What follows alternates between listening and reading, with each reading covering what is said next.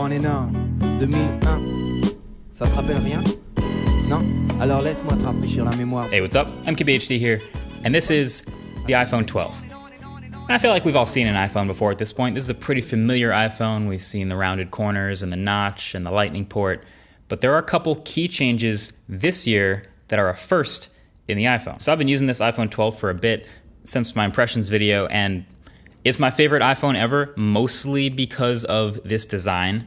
But if you're considering getting one, there's some stuff you should know. Now I'm gonna do a separate video on the Pro in this sweet blue color. I think it's the best color, but these two phones are very similar. Same exact size, like a case that works for one, works for the other. Same main cameras, almost the same screen, same battery, same charging, but there's a couple things that only apply to the Pro, and I'll go over those in that video. But let's just start with the 12 with this new design, shall we? I love this super flat design. It is so flat. It's not the typical almost flat where the screen is flat right up to the edges and then it curves over the very edge and they call it like 2.5D. No, this is flat flat. Like the phone happens to be a little bit thinner and a little bit lighter than last year, but I'm not as concerned with that. But the square sides are actually the most efficient way to pack in those internals into the phone as efficiently as possible. And I happen to think it looks and feels super premium and modern on top of all that. Now, this kind of red, but also kind of salmon sometimes product red version. After seeing it in person, I'd probably not go for this. I'd go for either the blue or the black. But yeah, those aluminum rails are everything. They're more grippable, maybe a little less comfortable at first, but hey, the buttons are clicky, the power button is a little bit bigger, it's still IP68 water resistant. You've got your 5G antenna cutout on the right-hand side in some regions, which trust me, I'll get way into that in a second. And yeah, I just like holding this phone. Now, if you put a case on it, I guess a lot of that doesn't matter as much. You'll notice it less, obviously, but still, even some cases are flattening out their dimensions for the iPhone 12. So that, again, will make it easier to grip, harder to drop. And speaking of dropping, all these new iPhones come with, on the front, something new called Ceramic Shield. And this is basically this specialty hardened kind of glass with crystal structure inside it, and it's on the front of these phones over the screen, and it's supposed to offer 4 times better drop protection. So shatter protection, basically, which is great, but I typically care just as much, if not more, about scratch resistance, all the little micro scratches that your phone gathers over time. And the thing about scratch resistance is it's typically inversely proportional to shatter resistance. So if you think about it, the softer something is, the less likely it is to shatter, but then the easier it is to scratch it. And vice versa, the harder something is, the less likely you are to scratch it, but the more brittle it is and the more shatterable it becomes. So I see the headline of better drop protection, and that's great, but I'm not about to drop my phone to find out if it works. I'm sure people are already on that. I have no idea how they'll land on that 4x number, but all right. All I know is I already have a little gash in my screen on the left-hand side here, which is so sad, but that's probably at a level 6. No idea how that happened, but I'm feeling like the iPhone is not significantly more scratch resistant than before. Of course, Zach will probably tell us the truth there. So if it shatters a lot less when dropped, we'll see. That would be nice. But I feel like a lot of the drop stuff is happenstance. Like if I happen to drop my phone a certain way, it's definitely gonna crack, right? And if I happen to drop my phone another way, it's probably not going to. So I don't know. I don't want to worry about too much. Use a case if you want to. Use a screen protector if you really want to. I'm just gonna live my life.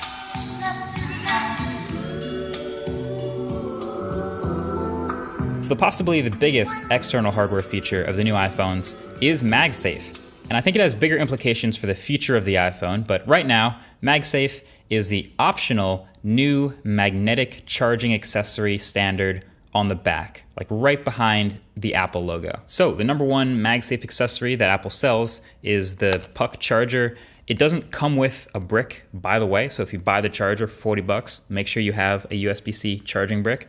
But yeah, just kind of slaps onto the back of the phone, you line it up with the magnets, you kind of get used to where it places right over the Apple logo, and that's all good. This charges at 15 watts, while every other wireless charger on the iPhone still charges at 7.5 watts.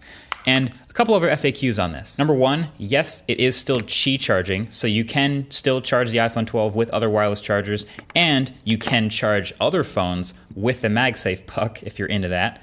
Number two, the durability concern with MagSafe leaving marks on the iPhone, I have noticed that on mine too, but I don't think it'll turn out to be a long-term problem. It just seems to wipe off every time. Like you might remember how the HomePod was leaving these little white stain rings on certain wood tables, which is kind of understandable because not every table is the same. But I feel like, I hope Apple's probably tested this like 100,000 times and probably determined that it's not an issue about the way they made this. So should be okay. And then number 3, I was getting a lot of questions about this. Yes, you can MagSafe charge through most non-MagSafe cases as long as they're thin enough. And even that magnet will actually still work through some thin cases. So I didn't really have any non-MagSafe cases here to test, but of course, channel sponsor dbrand sent over a grip case, and I can confirm it's thin enough to work just fine with a MagSafe charger, kind of like it is a MagSafe charger. And yes, all the other benefits of a case, grippiness, protection, they all still apply. So since I know most people end up looking for a good one, I'll leave a link to this case below. Now, at the beginning of this MagSafe bit, I said something. I said it was optional, which it is for now, but I feel like we can all sort of see where this is going, which is Apple is slowly moving towards eventually making a portless iPhone, which I think that's a whole separate video's worth of rant, but bottom line is their solution to wirelessly, conveniently charging a phone that doesn't have a port is going to be MagSafe, this thing right here. So, it's not amazing, but I guess it's fine. The couple of accessories they've made for it so far, not bad. There's a regular case, of course, so you can continue to stack things through. There's a kind of weird looking clear version of the case for some reason. There's a wallet that I mentioned that doesn't have very strong magnets, but if you think about it, it's not so peculiar that the one accessory they chose to make outside of the case is a wallet. Like, let me know if there's any flaw in this series of logic, right? So Apple wants to get rid of the port on the iPhone and go totally wireless charging for everything at a certain point. Maybe next year, whatever, right? So they already see ahead of time this particular headline, which is people who use wallet cases can't wireless charge their iPhone. So they can't charge their iPhone at all. So Apple needs to invent a way for people who use wallet cases to continue to charge their phone. So they invent an accessory, which is a removable wallet bit, so you can charge the phone, and when you don't need to charge it, you can put the wallet back on. That seems to check out. Like I said, it's a whole thing, but today, optional. Battery life on these phones has actually been pretty good, but not noticeably better than last year at all. Matter of fact, it's actually a slightly larger, higher res display and actually a smaller physical battery. So it's pretty impressive that the phone still does okay. You can kill it in a day with 6 hours of screen on time or just a lot of heavy use, but this isn't new with this standard size iPhone. If you want a real battery champ, you can go for the bigger phone. The actual best new piece of the iPhone 12 though is definitely the new display. It goes from being that 720p LCD with bigger bezels that was really easy to make fun of to this much better and even slightly bigger 6.1 inch 1080p OLED. It's like night and day. It's basically on par with the Pro, which is actually pretty surprising to me, just a slightly lower peak brightness. Now, it's 60 hertz again, and while that's kind of a missing feature at this point on an $800 phone in 2020, I was actually kind of expecting that. I was just thinking the Pros would get 120 hertz displays this year, but obviously none of them did, which is a bummer. But let's be honest, they probably saw that as a battery saving measure since this phone did also just get 5G. So let's talk about 5G. I kind of love and hate 5G right now. So this slogan, Apple and I guess the carriers too really keep pushing that 5G just got real. 5G just got real. Really?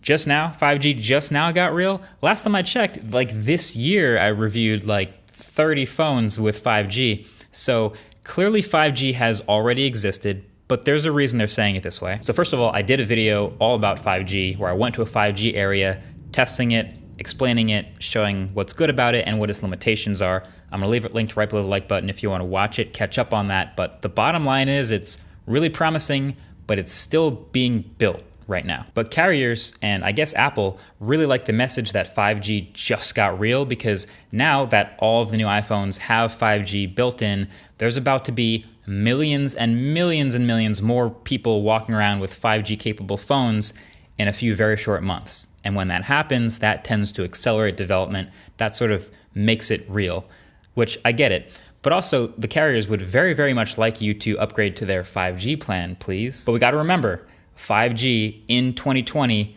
has its ups and its downs. Like this iPhone 12 I'm using here has Verizon 5G, which is surprisingly actually in my area. It's not millimeter wave, it's not ultra wideband, but it can still give me roughly 20% faster download and upload speeds. But 5G radios are also pretty power hungry. And the more time you spend on 5G, the more battery you bleed through.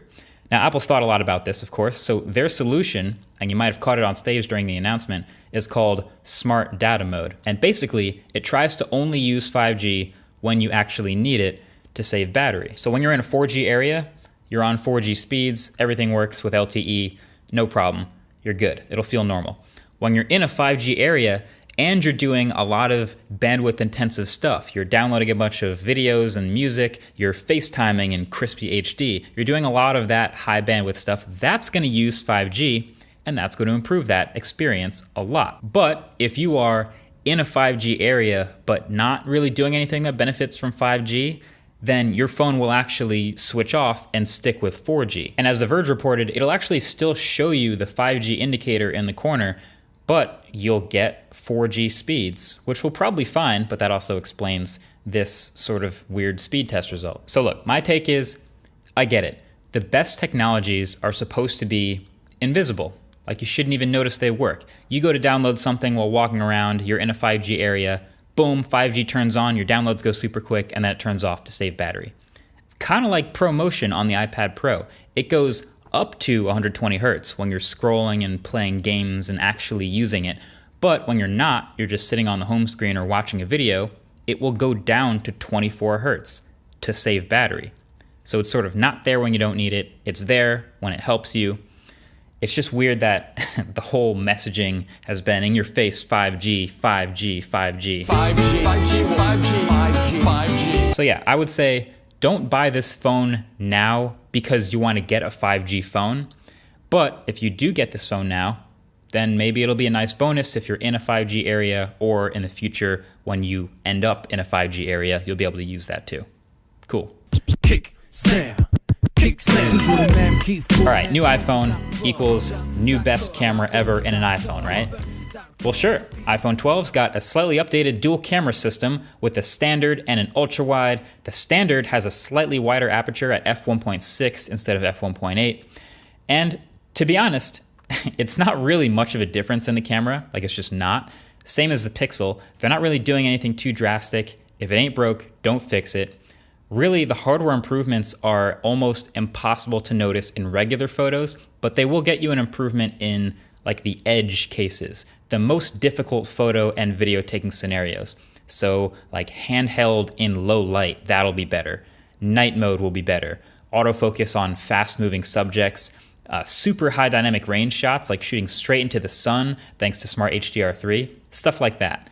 Other than that, it still looks like iPhone photos, which is to say some of the absolute best and most consistent crisp photos on any smartphone, so that's not a letdown. But iPhone video though, firmly in a league of its own. It firmly, like every time I test a new iPhone camera, it's just, the video camera is so much better, and people care a lot about video. They take a lot of videos, so you'd want to know, yeah, the iPhone takes great video. And that's despite not shooting 8K and not having a huge new sensor or anything crazy like that. It's just so fine-tuned and so reliable. But I want to save my full analysis of that for the video about the pros, because I think pros care even more about video stuff, and there's potentially, well, there's even new hardware of the sensors in the 12 Pro Max, so that could be interesting to see. My one knock is it does seem like there's more flaring in low light video, like just a ton of little orbs for every little point light source, but it's still very usable though. Now you might have heard about Dolby Vision HDR. These new iPhones are the first cameras, the only cameras in the world to shoot 10-bit high dynamic range Dolby Vision 4K video. And that's awesome. HDR video is awesome. Higher, brighter brights, deeper shadows, overall better images, even better perceived quality. I love HDR. But here's the thing. Dolby Vision is just one HDR standard or format by Dolby, and there are other HDR standards that have been out. You might have heard of. HDR10 is one of them. and that some other smartphones have actually started enabling you to shoot. You might have a smartphone in your pocket right now that is already capable of shooting HDR10 video. But the issue with new formats is always compatibility.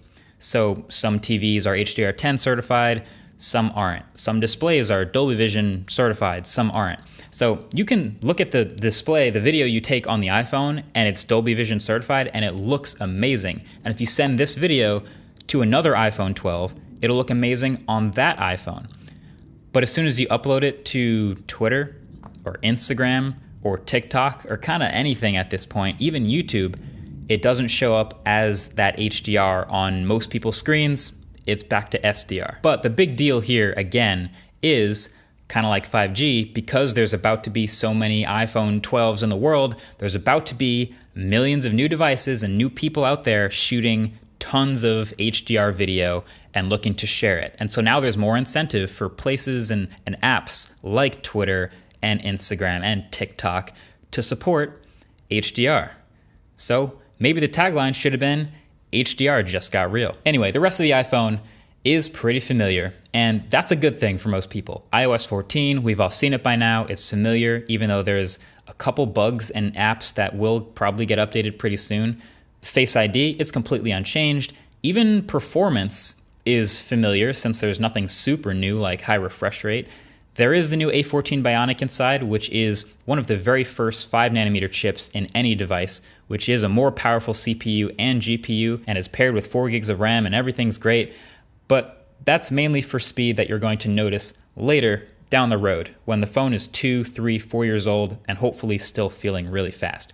But fundamentally, there isn't really that much of a difference in these iPhones and the performance you get this year versus what last year didn't already do. Just a little bit faster. But yeah, even at a somewhat premium $830, that's the actual price. Apple's website shows carrier pricing at first, so it's a little misleading. But even at that price, yeah, this phone with best-in-class cameras, best-in-class performance, much better screen is pretty damn good.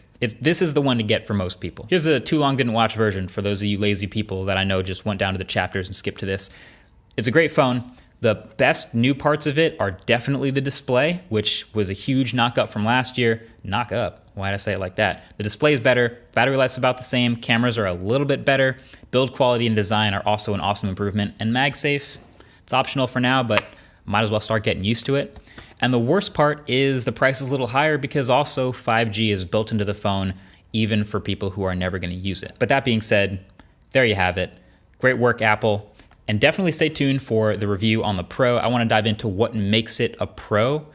You know, as a YouTuber, I think a lot about this. As a content creator, am I a pro iPhone user? I don't know. There's lots to talk about there, but that's been the iPhone 12. Thanks for watching. Much coming up very soon because, you know, Techtober, guys.